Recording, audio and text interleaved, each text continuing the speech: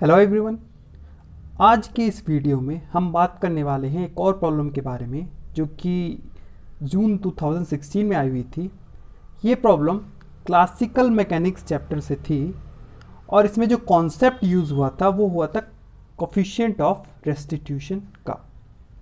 So problem देखते हैं। Problem क्या है? The problem is a ball of mass m initially at rest is dropped from a height of 5 meters. If the coefficient of restitution is 0.9, then the speed of the ball just before it hits the floor the second time is. तो दोस्तों इस problem में हमें दिया हुआ है कि एक बॉल जो कि रेस्ट में थी उसको 5 मीटर की हाइट से छोड़ा गया।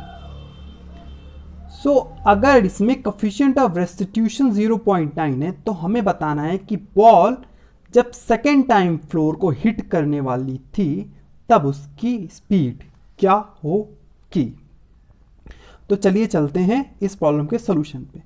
सोल्यूशन पे जाने से पहले मैं एक और बात आपको बताना चाहूँगा कि मैं इस प्रॉब्लम का कोई सोल्यूशन जैसा कोई प्रोवाइड नहीं करा रहा हूँ कि मैं CSIR नेट के सॉल्यूशंस दे रहा हूँ, ऐसा नहीं है। ऑब्वियसली प्रॉब्लम तो मैं सॉल्व कर रहा हूँ, पर मेरा जो मोटिवेशन है वो ये है कि इसमें बताए जाने वाले कॉन्सेप्ट को आप लर्न करें और उस पर बेस्ड फ्यूचर में आने वाली प्रॉब्लम को आप सॉल्व कर लें। यानी ऐसी कोई भी प्रॉब्लम आए तो उसको आप इजीली सॉल्व कर लें।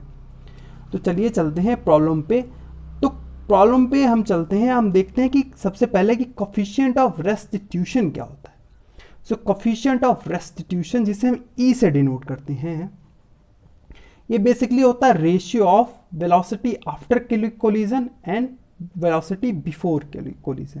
यानी कोई कोलिजन अगर हो रहा है तो उसमें वेलोसिटी कोलिजन के बाद और उससे कोलिजन से पहले की जो वेलोसिटी, उन दोनों वेलोसिटी को रेशियो को हम कोफिशिएंट ऑफ रेस्टिट्यूशन यानी ई कहते हैं। और इसकी जो वैल्यू है वो वेरी करती है 0 to 1 के बीच में।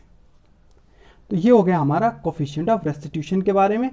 अब इस पे बेस हम चलते हैं प्रॉब्लम की ओर। तो प्रॉब्लम हमारी बता रही है, जैसा कि मैं पढ़ चुका हूँ, कि प्रॉब्लम आपकी जो एक बॉल है ये आपकी 5 मीटर हाइट पे से ड्रॉप हो रही है।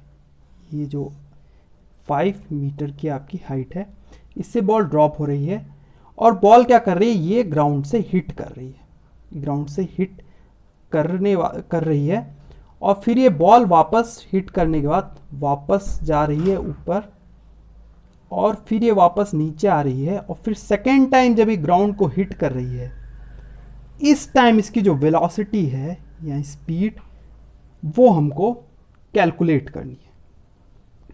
तो दोस्तों जब बॉल आपकी हाइट से छोड़ी गई तो जब फर्स्ट टाइम जब फ्लोर से टकरा रही तो इस टाइम भी इसकी एक स्पीड होगी।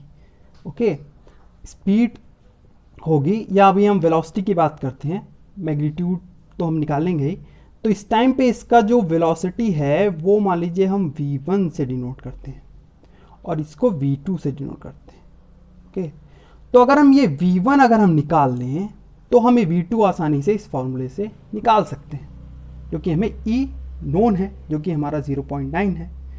तो v1 निकालने के लिए हमें इस प्रॉब्लम को सॉल्व करना होगा। तो v1 कैसे निकाल सकते हैं?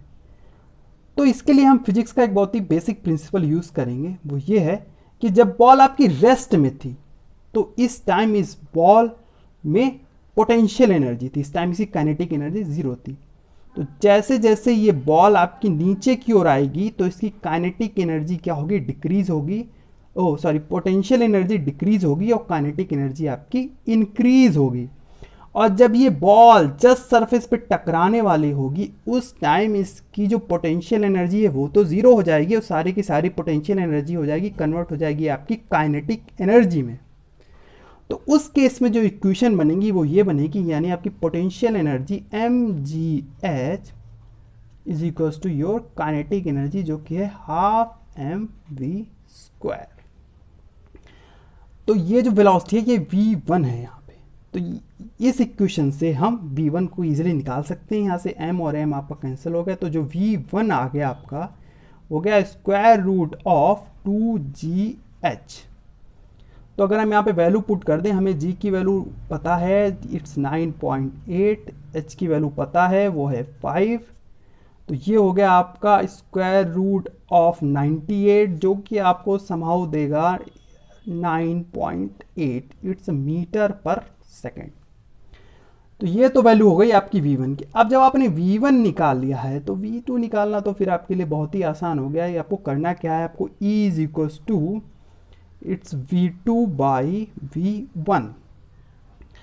तो अगर हम इसमें फिजिक्स की बात करें, इसमें जो फिजिक्स यूज हो रही है, अब यहाँ पे देखिए बॉल जब दोबारा टकराएगी यहाँ से तो वापस फिर से जब ये बॉल ऊपर उठेगी इस टाइम इसमें काइनेटिक एनर्जी होगी, इसकी पोटेंशियल एनर्जी जीरो होगी, और जैसे जैसे बॉल ऊपर उठती जाएगी इस पर ग्रेविटेशनल फोर्स लगता जाएगा तो इसकी काइनेटिक एनर्जी कम होती जाएगी, और एक मोमेंट आएगा जब इसकी सारी की सारी काइनेटिक एनर्जी वापस पोटेंशियल एनर्जी में कन्वर्ट हो जाएगी, और फिर बॉल जब वापस नीचे की ओर आएगी तब इसकी जो पोटेंशियल एनर्जी वापस काइनेटिक एनर्जी में कन्वर्ट होती जाएगी, और नेक्स्ट टाइम जब ये बॉल सरफेस से टकराने वालेगी उस टाइम इसकी सारी की सारी पोटेंशियल एनर्जी काइनेटिक एनर्जी में कन्वर्ट हो जाएगी। वो उस काइनेटिक एनर्जी की जो वेलोसिटी होगी उस टाइम पे वो है हमारी v2।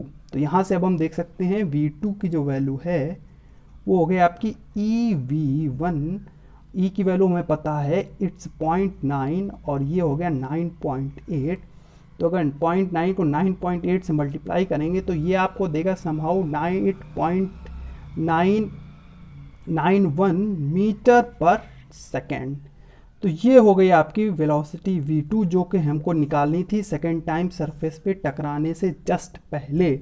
और अगर हम आंसर से मैच करें तो ये आंसर हमारा मैच कर रहा है इट्स